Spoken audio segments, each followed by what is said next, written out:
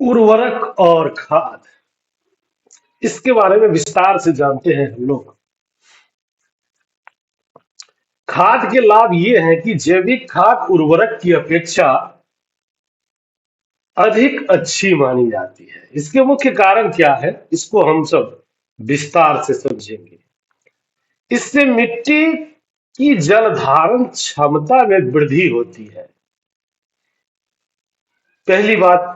दूसरी बात, इससे मिट्टी भुरभुरी एवं सरंध्र होती है, जिसके कारण गैस विनिमय सरलता से होता है। और तीसरी बात है कि इसके मित्र जीवाणुओं की संख्या में वृद्धि हो जाती है।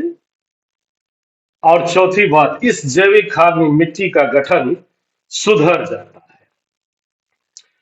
इसके बाद अब बात करें हम लोग, जरूरी है सिंचाई। सिंचाई बहुत ही जरूरी है, तो सिंचाई को विस्तार से जानते हैं हम लोग। जीवित रहने के लिए प्रत्येक जीव को जल की आवश्यकता होती है। पौधे की वृद्धि एवं परिवर्धन के लिए जल का विशेष महत्व है। पौधों की जड़ों तथा जल का पौधों की जड़ों द्वारा जल का अवशोषण होता है। पौधे में लगभग 90% जल होता है। जल आवश्यक है क्योंकि बीजों का अंकुरण शुष्क स्थिति में नहीं हो सकता, और जल में घुले हुए पोषक का स्थानांतरण पौधे के प्रत्येक भाग में होता है। यह फसल को पाले और गर्म हवा से रक्षा करता है। स्वस्थ फसल वृद्धि के लिए मिट्टी की नमी को बनाए रखने के लिए खेत में नियमित रूप से जल देना आवश्यक है।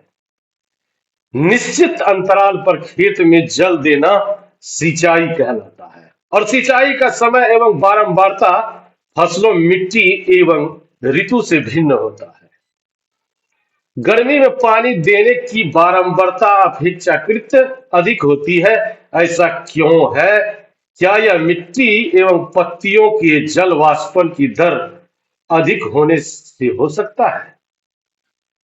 तो इस बात को एक अच्छी तरह से हम लोग समझे कि इस वर्ष पानी देते समय आप अधिक सतर्क हो जाओ। पिछली गर्मियों मेरे पौधे सूख गए थे और मर गए थे।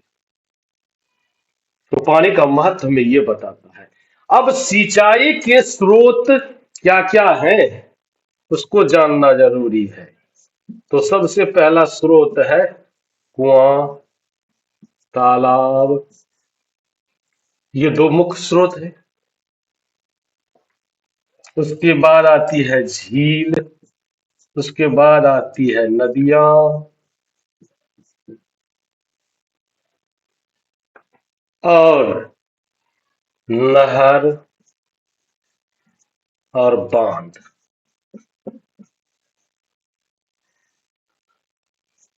ये सारी चीजें, कुआं, तालाब, झील, नदियां, नहर और बांध इत्यादि, ये सारे जल के स्रोत हैं, मतलब सिंचाई के स्रोत हैं। अब इस बात को जानने के लिए सिंचाई के तरीके कैसे हैं, अब इसका तरीका जानना है। इसके तरीके क्या है, इसके तरीका को भी समझना जरूरी है हमारे आप लोगों के लिए। कुओं, झीलों एवं नहरों में उपलब्ध जल को निकालकर खेतों तक पहुंचाने के तरीके विभिन्न क्षेत्रों में विभिन्न प्रकार के हैं। मवेशी अथवा मजदूर इन विधियों में इस्तेमाल किए जाते हैं। अतः यह एक दक्ष काम है। विभिन्न पारंपरिक तरीके हैं। पहला है मोट, यानी कि घिरनी। क्या सब है, उसको हम लोग विस्तार से जानते हैं। अब इस सिंचाई की बात को तो समझ ही गए हम लोग। अब इससे आगे की बात को समझने के लिए कि सिंचाई करने के कौन कौन से तरीके हैं। सिंचाई की सारी बात तो हम लोगों ने समझ ली कि ये स्रोत हैं। अब सिंचाई के तरीके कैसे कैसे हैं, तो पहला तरीका है मोट यानी घिरनी, घिरनी ये जरूरी है, यह भी एक तरीका है। और दूसरा तरीका है चेन पंप। दूसरा क्या तरीका है? चेन पंप, यह भी महत्वपूर्ण है। उसके बाद क्या है? तीसरा तरीका है ढेकली। ये ढेकली, ये सारी विधियां जरूरी है। उसके बाद है रहट, उत्तोलक तंत्र, उत्तोलक तंत्र। अब इस सारी बातों को विस्तार से समझने के लिए जरूरी है कि पानी को कैसे निकाला जाए। जल को ऊपर खींचने के लिए सामान्यतः पंप का उपयोग किया जाता है, ये सीधी सी बात है। पंप चलाने के लिए डीजल, बायोगैस, विद्युत एवं सौर ऊर्जा का उपयोग किया जाता है। अब इसी क्रम में हम लोग यहां ये जानने की कोशिश करेंगे कि और सारे तरीके भी हैं जिन्हें से हम सिंचाई की व्यवस्था अपने खेतों में करके अच्छी फसल और पैदावार कर सकते हैं, जो सही दिशा है। तो उस बात को जानने के लिए अब सिंचाई की आधुनिक विधियां, इस पर आइए। सिंचाई की आधुनिक आधुनिक विधि, इसको हम लोग विस्तार से जानते हैं। ये सब क्या है? सिंचाई की आधुनिक विधियों द्वारा हम मित्रता से कर सकते हैं। इसकी विधियां निम्न है। तो पहला है छिड़काऊ, छिड़काऊ तंत्र। यह एक विधि है, छिड़काऊ तंत्र, जिसे कहते हैं स्प्रिंकलर। इसको क्या कहते हैं? स्प्रिंकलर, स्प्रिंकलर विधि कहते हैं इसको। सबसे पहले इस विधि का उपयोग असमतल भूमि के लिए किया जाता है, जहां पर जल कम मात्रा में उपलब्ध है। ऊर्ध्व पाइपों, ऊर्ध्व पाइप कहते हैं नल को, ऊर्ध्व, ऊर्ध्व पाइप। अब इस बात को भी समझना होगा हम सब। नलों का ऊपरी सिरों पर घूमने वाला नोजल लगे होते हैं। क्या होते हैं लगे? घूमने वाला नोजल,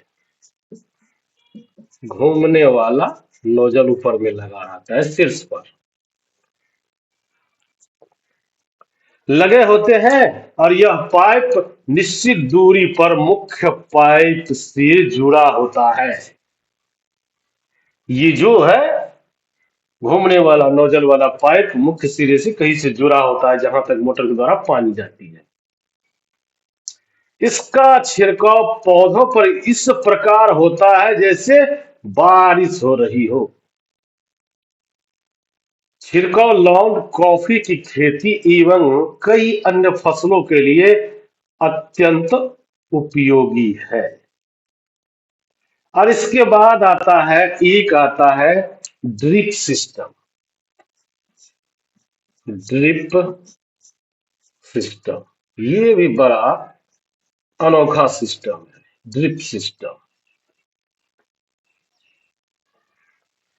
ड्रिप सिस्टम, इस विधि में जल बूंद बूंद करके सीधे पौधों की जड़ों में गिरता है, अतः इसे ड्रिप तंत्र कहते हैं। फलदार पौधे, बगीचों एवं वृक्षों को पानी देने का यह सर्वोत्तम तरीका है। इससे पौधों को बूंद बूंद करके जल प्राप्त होता है। इस विधि में जल बिल्कुल व्यर्थ नहीं होता, अतः यह जल की कमी वाले क्षेत्रों के लिए ड्रिप सिस्टम एक वरदान सा साबित हुआ है। अब यहीं से बात आगे की ओर बढ़ जाती है। अब जरूरी है क्या, सिंचाई के बाद, अब सिंचाई की आधुनिक विधि हम आपने जानी। अब इसके बाद आती है वो चीज जिसको जानना हमारे लिए, खेती के लिए महत्वपूर्ण है। अगर इस बात को नहीं हम जानेंगे तो हमारी अच्छी पैदावार आने की उम्मीदें और भी घट सकती है। ऐसा नहीं है कि पैदावार नहीं आएगी, लेकिन उसकी उम्मीदें घटेगी। तो सबसे पहले क्या है, खरपतवार से सुरक्षा। ये जो है ना, खरपतवार, खरपतवार से सुरक्षा फसलों के लिए बेहद ही जरूरी चीज है। तो सबसे पहले अगर गेहूं की खेत गए और हम देखते हैं कि खेत में फसल के साथ कुछ अन्य प्रकार के पौधे भी उगे हैं, तो खेत में कई अनवांछित पौधे प्राकृतिक रूप से फसल के साथ उगते हैं। इन्हीं अवांछित पौधों को खरपतवार कहते हैं। अब खरपतवार को हटाने की क्रिया को क्या कहते हैं, निराई। इसको क्या बोलेंगे, निराई। निराई जरूरी है। इस विधि से खरपतवार हटाए जाते हैं। निराई आवश्यक है क्योंकि खरपतवार जल, पोषक, जगह और प्रकाश की स्पर्धा कर फसल को की वृद्धि पर प्रभाव डालता है। कुछ खरपतवार कटाई के समय में भी बाधा डालते हैं तथा मनुष्य और पशुओं के लिए विषैले होते हैं। इस बात से को नकारा नहीं जा सकता है, ये एकदम सच ही बात है। तो खरपतवार को हटाने एवं उनकी वृद्धि को नियंत्रित करने के लिए किसान विभिन्न तरीके को अपनाता है। फसल उगाने से पहले खेत जोतने से खरपतवार उखाड़े जाते हैं एवं हटाने में सहायता मिलती है, करनी चाहिए। इससे खरपतवार पौधे सूख कर मर जाते हैं और मिट्टी में मिल जाते हैं। और खरपतवार हटाने का सर्वोत्तम समय उनमें पुष्पन एवं बीज बनने से पहले का होता है।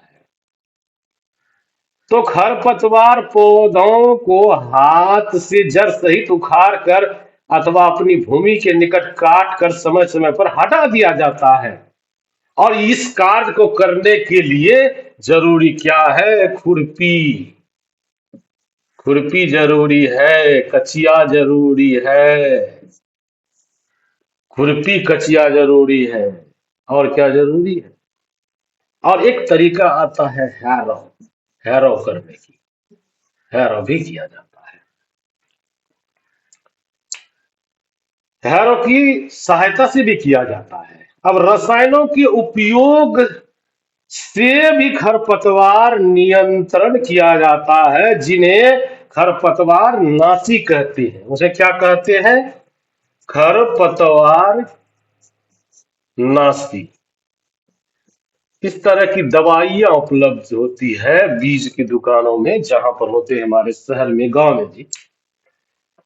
तो खेतों में इनका छिड़काव किया जाता है, इससे खरपतवार मर जाते हैं, परंतु फसल को कोई हानि नहीं होती है। उन्हीं के लिए व्यक्तिगत रूप से तैयार किया जाता है।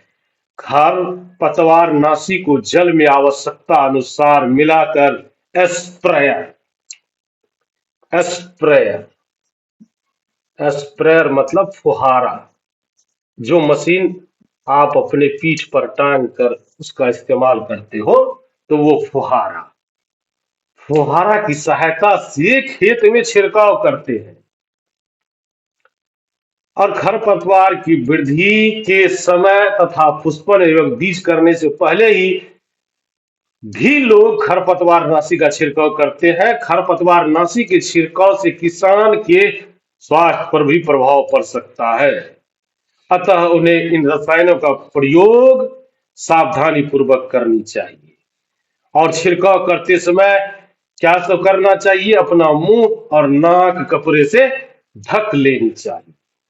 अब इसके बाद बात आती है, ये सारी बात के बाद बात आती है, सबसे पहले जब हमारे फसल परिपक्व हो जाते हैं तो उसकी एक तरह से अगर कहिए तो समय पर कटाई भी जरूरी है। अगर समय पर कटाई नहीं हुई तो फसल झरना स्टार्ट हो जाएंगे, क्योंकि वो पक जाते हैं। तो सबसे पहले क्या जरूरी है? कटाई। उसके बाद जब इसमें परिपक्वता आ जाए तो कटाई जरूरी है।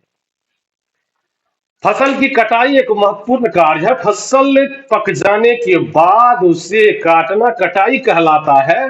कटाई के दौरान या तो पौधों को खींच कर उखाड़ लेते हैं अथवा उसे धरातल के पास से काट लेते हैं।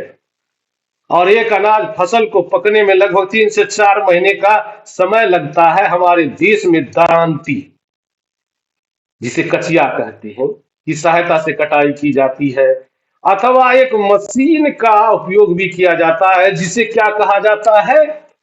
तो सबसे पहले तो कचिया आ गया। अब उसके बाद बात आती है किसकी? हार्वेस्टर की। हार्वेस्टर यह भी एक विधि है कटाई।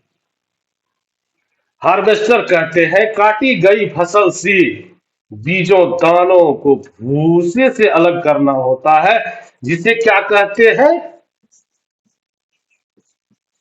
थ्रेशरिंग।